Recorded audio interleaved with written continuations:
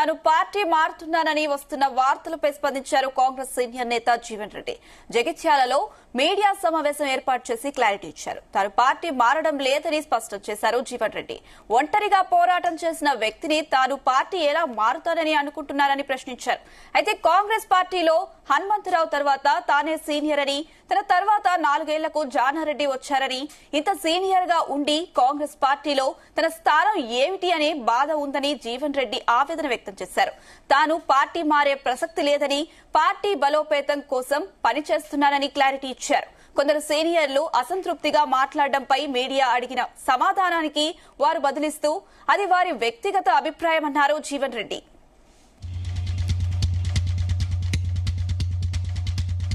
ఇప్పుడు ఒకటి బాబు, రాజగోపాల్ రెడ్డి గారు కానీ, ప్రేమ్ సాగర్ రావు గారు కానీ, వారికి ఉన్నటువంటి ఒక పరిస్థితుల్లో వారు పదవులు ఆకాంక్షించచ్చు. అది పెద్ద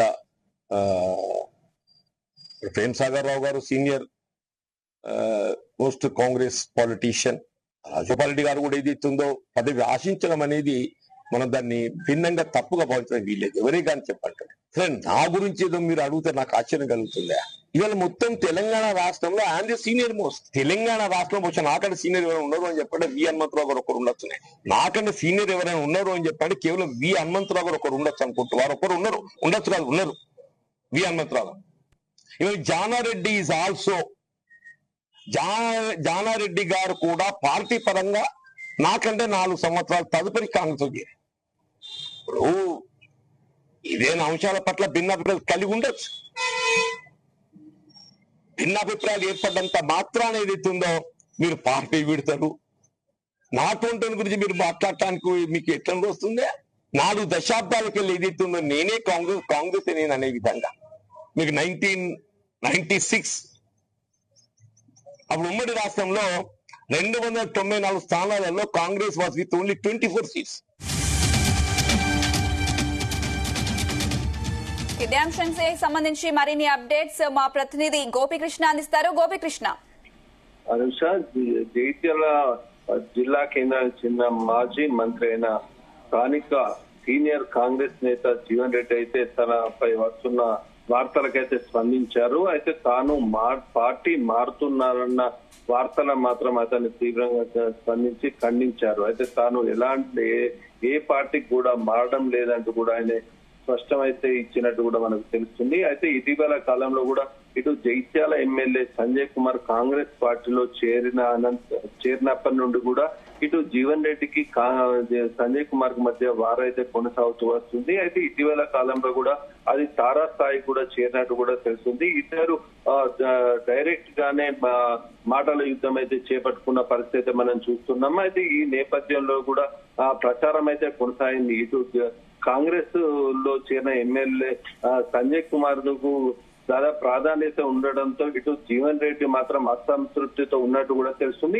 ఇటీవల కాలంలో కూడా తాను ఎమ్మెల్సీ పదవి కాలం కూడా పూర్తయిన నేపథ్యంలో అతనికి మంత్రి పదవి కూడా స్థానిక కోటాలో ఇటు ఎమ్మెల్యే కోటాలో ఎమ్మెల్సీ ఇచ్చేసి పూర్తి స్థాయిలో మంత్రి పదవి వస్తుందని చెప్పేసి ఆశించినప్పటికీ కూడా ఈ సామాజిక కారణాల వల్ల మాత్రం అతనికి మంత్రి పదవి అయితే రాలేదు. దీంతో కూడా అతను కొంత అసంతృప్తి ఉన్నట్టు కూడా మనకు ప్రచారం అయితే కొనసాగింది. ఇటు కాంగ్రెస్ ప్రభుత్వం ఏర్పడ్డప్పటి నుంచి కూడా అతనికి పలు ఇటు ఎమ్మెల్యే టికెట్ కావచ్చు, ఎంపీ టికెట్ ఇచ్చినప్పటికీ కూడా అతను ఓడిపోయిన నేపథ్యంలో ఎమ్మెల్సీ టికెట్ ఇస్తున్న కరీంనగర్ తో పాటు మెదక్, నిజామాబాద్, ఆదిలాబాద్ సంబంధించిన ఎమ్మెల్సీ పట్టభద్రుల ఎమ్మెల్సీ స్థానానికి మళ్ళీ కూడా పోటీ చేసే అవకాశం కల్పిస్తున్నప్పటికీ కూడా ఇటు జీవన్ రెడ్డి అయితే దాన్ని వ్యతిరేకించారు. తాను స్వచ్ఛంగా దాదాపు డైరెక్ట్ గా ఎమ్మెల్యే కోటా కింద ఇవ్వాలని చెప్పేసి కూడా ప్రతిపాదనలు పెట్టారు. అయితే దానిలో భాగంగానే అతనికి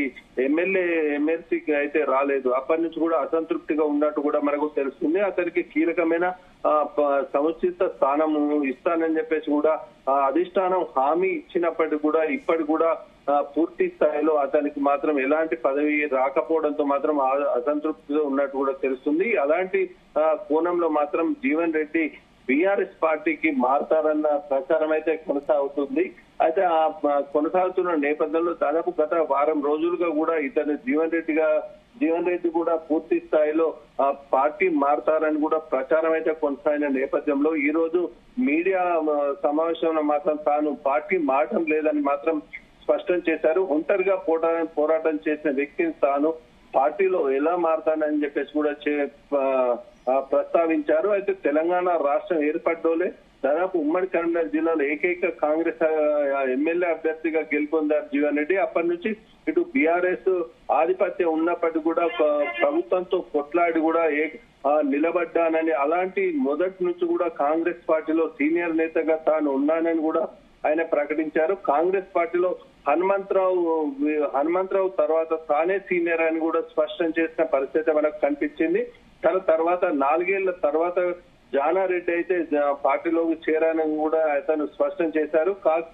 కాంగ్రెస్ పార్టీలో తన స్థానం అంటే దాదాపు మొదటి నుంచి కూడా కాంగ్రెస్ పార్టీలో సీనియర్ నేతగా ఉండి మంత్రి పదవి చేసిన అనుభవం ఉన్నప్పటికీ పూర్తి రాష్ట్రంలో కీలక వ్యక్తి ఉన్న తాను కాంగ్రెస్ పార్టీలో తన స్థానం ఏమిటి అనే బాధ ఉందని తప్ప ఎలాంటి పార్టీ మారడం లేదని కూడా ఆయన ఆవేదన వ్యక్తం చేసిన పరిస్థితి మనకు కనిపించింది.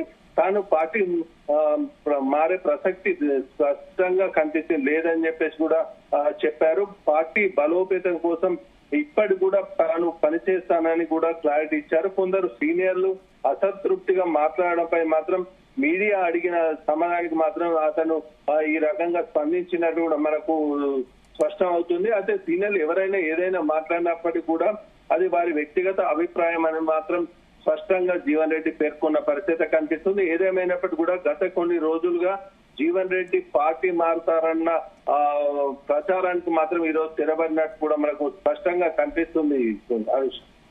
Right Gopikrishna, thank you.